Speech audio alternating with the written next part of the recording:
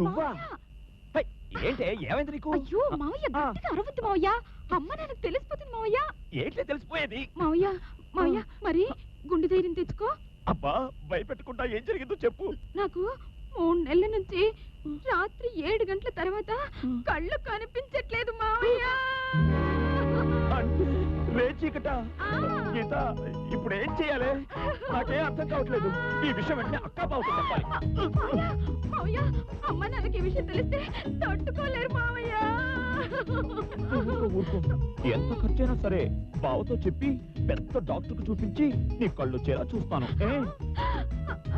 లాభం లేదు మావయ్య, పట్టణంలో పెద్ద పెద్ద డాక్టర్లందరికీ చూపించాను, ఈ జబ్బుకు మందే లేదన్నారు మావయ్య. అలాగా?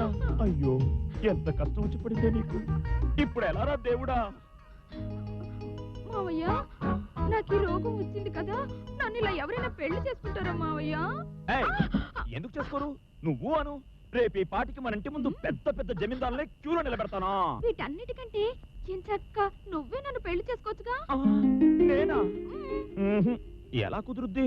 నువ్వేమో పట్నంలో పెద్ద చదువులు చదువుకున్న దానివి, నేనేమో ఇక్కడ మట్టి పిసుకునేవాడిని. కుదరదు. మావయ్య నువ్వెందుకు కుదరదంటున్నావో నాకు తెలిసిపోయిందిలే. నేను గుడ్డిదాన్ననేగా, నా కళ్ళు కనిపించవనేగా. అయ్యో అదేం కాదు. మరైతే నన్ను పెళ్లి చేసుకుంటావా? ఎవరు చేసుకోకపోతే వదిలే వదిలే, నేను చేసుకుంటాలే.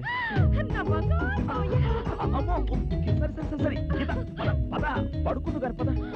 మావయ్య నాకు భలే నిద్ర వస్తుంది, నేను ఇక్కడ పడుకుంటాను మావయ్య. చూడబోతే నువ్వు ఇక్కడే కాపురం పెట్టేలా ఉన్నావే. పద పద లే, పద పద. జాగ్రత్త.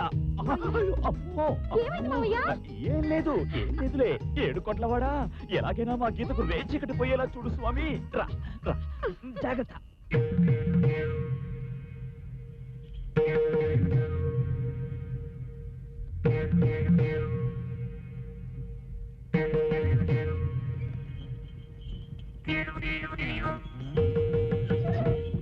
తుంపాలిదాగా అల్లారితే చాలు తయారుగా ఉంటారు. ఎరా వీళ్ళంతా చింతామణి భక్తులే కాదు, చిత్తగత్త కుక్కలు నీలాగే. ఐసి ఊరి నీ అబ్బాయి ఎంత మాట అన్నవరా? ఎర్ర గద్దేస్తా.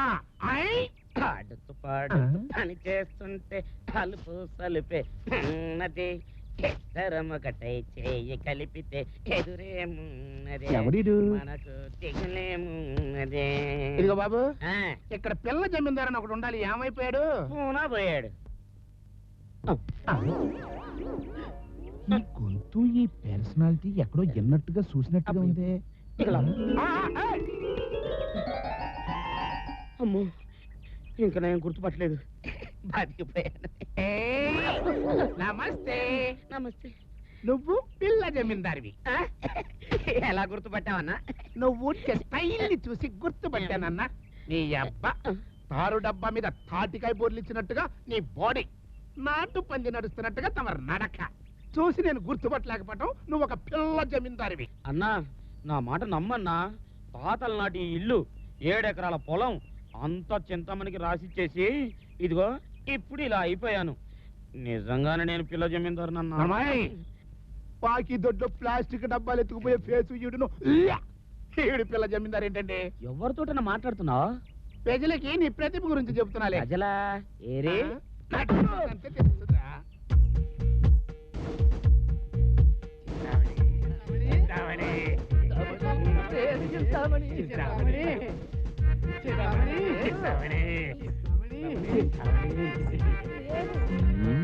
చింతామణి నా బండి ఎక్కుతూ కనరా. చింతామణి నా జీపు ఉందిరా. చింతామణి చెల్లాయ్, ఈరోజు ఎవరు బండి ఎక్కుతావు? ఆయన ఎవరు? ఆయన పెద్దిరాజని, పెద్ద పుత్తడి ప్రెసిడెంట్. చింతామణి నా బండి ఎక్కు. ఆయన ఆయన శేషయ్యాన్ని, చిన్న బజార్లో నగలంగడి. ఊరికినే పడిపోయింది ఏమిటి? వయసు అయిపోయింది మరి. హలో చింతామణి, మొత్తం నా వాళ్ళు మొత్తం బంగారమే, నల్ల బంగారం. ఆయన ఎవరు? ఆయన పెద్దాపురం పెద్దరాయుడు, 70 ఎకరాల భూస్వామి ఆ, పూల సజ్జ ఆ బండిలో పెట్టించు. రేయ్ సోను, ఆ, చూసావంట్రా 70 ఎకరాల ఆసామి దెబ్బ ఎర్రగా తీస్తా. చెంగావి రంగు చీర కట్టుకున్న చిన్నది చెత్త చెత్త చెత్త అబ్బో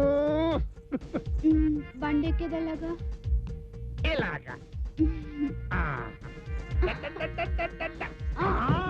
అరే టచ్ చేసా ఎవడా టచ్ చేసా ప్రాప్స్యసి స్వర్గం జిత్వా వా భోక్ష్యసి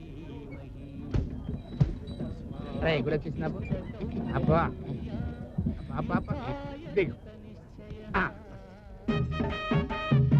తప్పకుండా దింపండి. ఏయ్, water. Wait wait here here ఆ. అది. ఆ.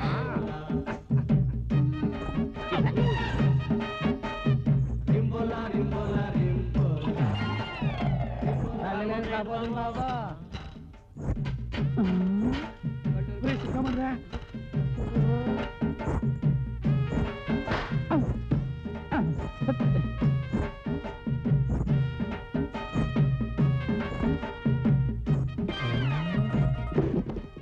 అమ్మా సీతమ్మడి తల్లి, నిన్ను చూడాలని సార్ నాటి కాసుకున్నానమ్మా.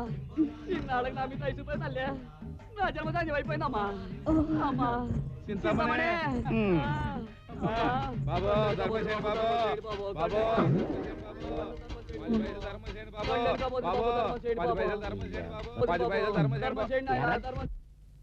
ఇప్పుడే కదరా కళ్ళు పత్తికాయలంత చేసి సొంగగార్చుకుంటూ సింతమనొక్క చూసావు, అప్పుడే కళ్ళు పోయినాయా? చింతమని చూడడానికి కాదు కావాలి గానీ చండాల పేసు చూడడానికి ఎందుకంటే అందుకే నా పక్కన రాకరానాను నిన్నే కాదు నిన్నే. ఆ. ఇద్దరు నేను సరిపోయిందా? ధర్మసేన బాబు బాబు ధర్మసేన బాబు ఈడు మనకన్నా ముట్టుడు